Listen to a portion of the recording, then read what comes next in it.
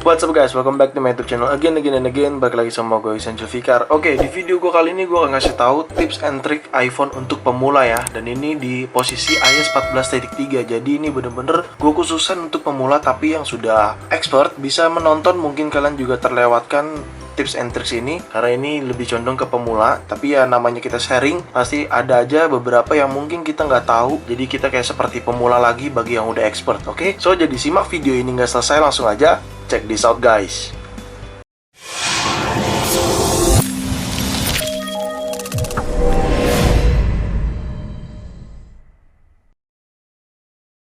Ya, oke.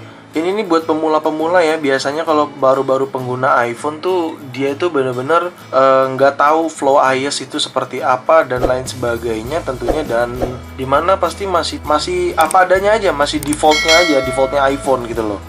Oke, gue akan menjelaskan di sini mulai dari app home screen atau app library yang ada di sini. Ya, kenapa sekarang iOS 14 seperti ini? Karena memang ada app library ya. Jadi di sini juga ada home screen ya, tapi kita bisa customize di sini, dimana kita pergi ke setting. Setelah di setting kalian pilih ke home screen di sini. Oke. Nah, di sini tuh ada add to home screen atau library, dan di sini juga ada show notification show di app library. Jadi di sini adalah penjelasannya, di mana kalau kalian baru download aplikasi yang ada dari App Store itu bisa masuk ke home screen atau langsung ke library. Jadi terserah kalian mau masuk ke home screen sini dulu atau langsung ke app library kayak gitu. Nah, kalau misalkan yang show in app library ini nih notifikasinya itu tuh seperti ini. Kan ada notif ya. Kalau misalkan gue disable di sini, nah, di sini tuh tidak ada notifikasi, kayak gitu cuy.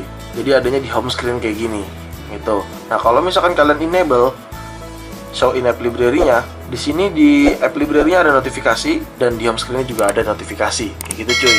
Oke, nah ini home screen ini nih kadang kita bisa customize juga. Kalian tinggal tap dan tahan di sini, lalu kalian tap yang menu ini. Nah, di sini kalian bisa kosongkan, misalkan kalian unchecklist yang ini, kalian hanya menggunakan satu page aja seperti ini. Nah, maka hanya akan ada satu home screen aja. Ketika kalian slide ke kanan kayak gini, langsung app library gitu. Kalau kalian mau balikin lagi, kalian tinggal tap dan tahan, sama seperti tadi. Kalian tinggal tap yang sininya, lalu kalian pilih home screen-nya, maka akan ada di sini. Nice, gitu cuy. Oke, next kita ke widget ya. Widget ini adalah fitur terbarunya di iOS 14. Oke, di iOS 14 ini ada widget seperti ini: jam, baterai, dan music. Oke, nah kalian bisa dengan mudah, kalau kalian mau menambahkan widget, kalian tinggal tap dan tahan, lalu kalian pilih yang plus ini. Nah, lalu kalian pilih deh widget-widget yang kalian sukai gitu loh. Yang mana aja terserah kalian, widget-widgetnya bebas. Misalkan di sini gua add yang screen time, di sini gua pilih yang medium. Jadi dia ada 3 kategori: small, medium, dan large ya. Gue pilih yang medium, maka akan jadinya seperti ini, kayak gitu. Nah, kalau kalian mau bikin tumpukan widget, misalkan seperti ini, gue akan contohkan. Gue tap lagi, tambah. Terus gue misalkan add clock ya. Di sini gue pilih yang panjang juga. Nah, ini kan terpisah ya. Kalau kalian mau tambahin, tinggal ke sini, pilih, lalu gabungin. Nah, kayak gitu cuy. Kalian tap dan lalu sudah deh, kalian bisa slide gini. Dan ini juga masih bisa kita edit. Kalian tinggal tap dan tahan, lalu pilih edit stack. Oke. Nah, di sini smart rotate, yaitu dia akan otomatis rotasi terus tuh. Terserah kalian, boleh dihidupkan, boleh dimatikan, kayak gitu. Di sini gua akan contohkan matikan. Nah, di sini untuk yang pertamanya adalah screen time. Jadi kita close. Nah, maka jadi yang pertamanya defaultnya adalah yang screen time, kayak gitu. Jadi pada sama dengan yang ada di sini nih. Ini juga gue bikin banyak tuh. Ada kalender, ada ini bisa. Dan yang kecil juga sama. Ketika kita mau tap kayak gini, kalian tinggal tap dan tahan, kalian taruh di sini, maka akan jadinya seperti ini, kayak gitu. Dan ini bisa kalian atur-atur, kayak gitu cuy. Oke, kita next ke fitur yang mungkin kalian sebagai orang awam tuh nggak tahu ya. Kok layar suka setengah? Itu namanya reachability. Oke, jadi kalau kalian misalkan nge-slide dari sudut bawah gini seperti ini, nah dia kan jadi kayak setengah gini kan. Ini tuh fungsinya memang ketika kalian posisinya jauh di jempol kalian ke sudut atas iPhone kalian, itu fungsinya kayak gitu. Jadi kalau kalian mau misalkan mau ke menu back ya, tapi jauh gitu, atau mau ke aplikasi, kan susah tuh ya. Kan gak gampang ya untuk beberapa orang, dari jempolnya itu kan gak gampang tuh, dari tangannya tuh untuk menjangkau bagian atas iPhone.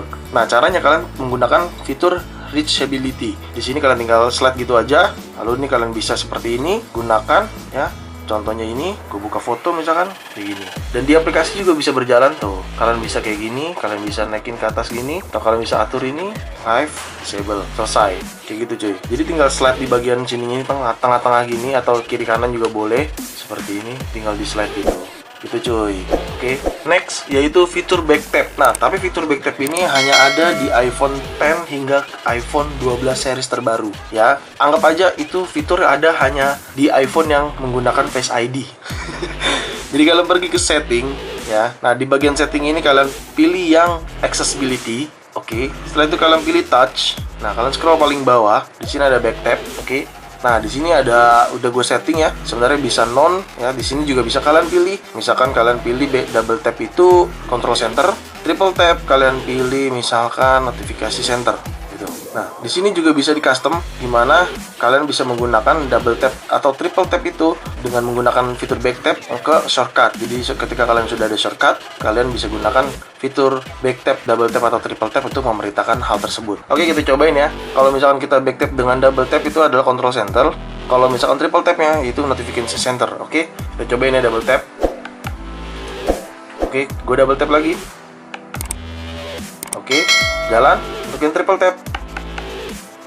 Nice. Triple tap lagi. Nice. Oke, kayak gitu. Jadi untuk fungsi back tap atau fungsi back tap itu kita bisa aplikasikan ke semua fitur yang terutama yaitu di sini lebih kayak accessibility yang ada pada iPhone dan tentunya bisa diaplikasikan ke shortcut yang ada di iPhone kalian.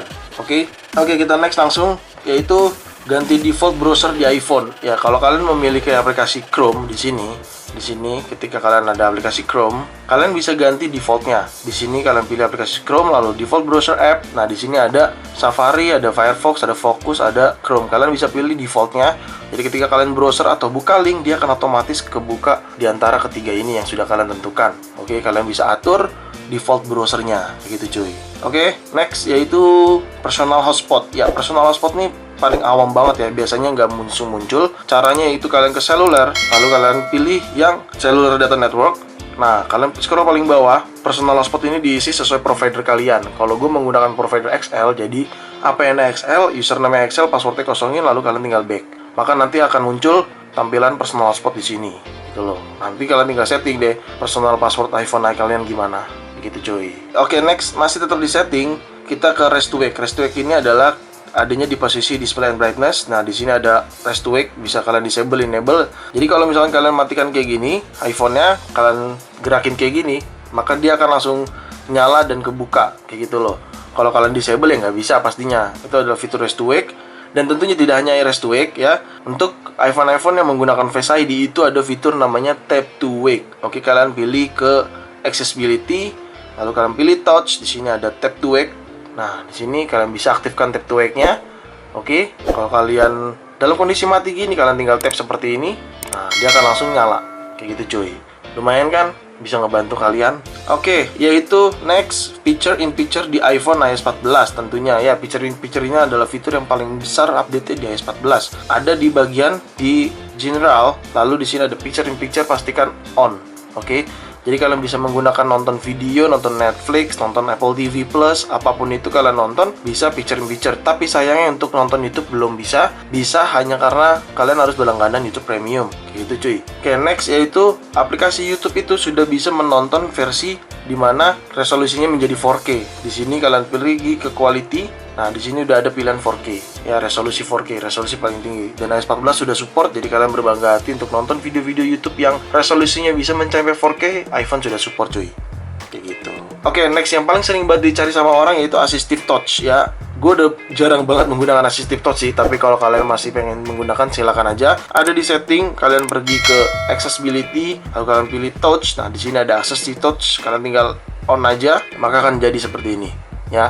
Nah, gua udah jarang banget menggunakan Assistive Touch, jujur aja. Karena di iPhone yang berFace ID menurut gua udah nggak terlalu penting Assistive Touch. Udah nggak perlu digunakan. Itu. Tapi kalau kalian yang menggunakan dengan masih ada tombol home, itu sangat bagus sih untuk menggantikan tombol home. Kayak gitu cuy. Oke, next yaitu di Notes. Di Notes ini nih bisa kita menggambarkan atau mendraw di mana tanpa harus jelek kayak gini, kan jelek ya, ngoret-ngoret kayak gini ya.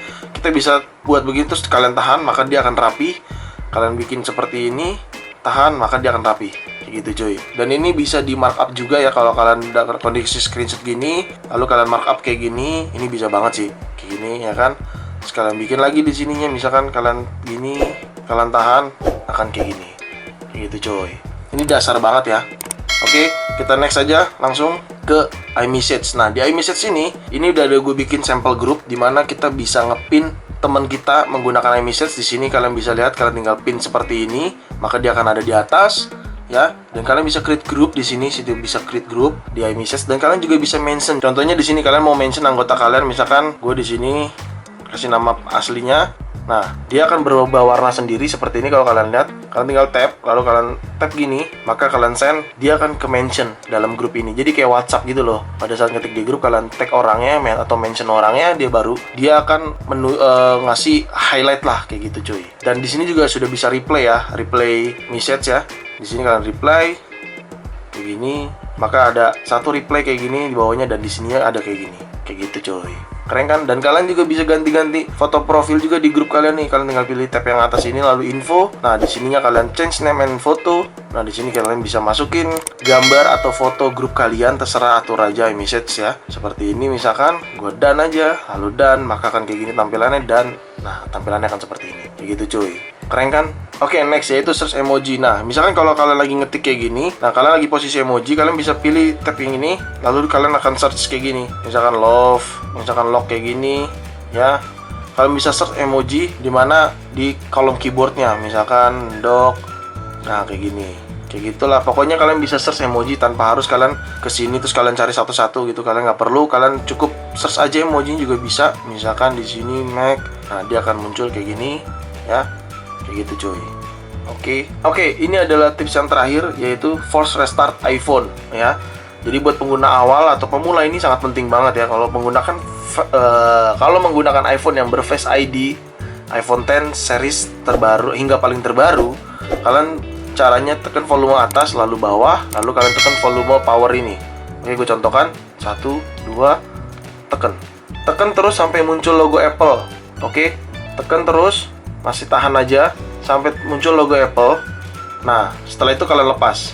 Dan ini caranya juga sama pada iPhone yang tombol home, karena kecuali tombol home yang iPhone 6s series ke bawah. Kalau 7 series ke iPhone 8 itu caranya sama, tekan volume atas lalu bawah lalu power, karena tombol home kan sudah tidak bisa ditekan.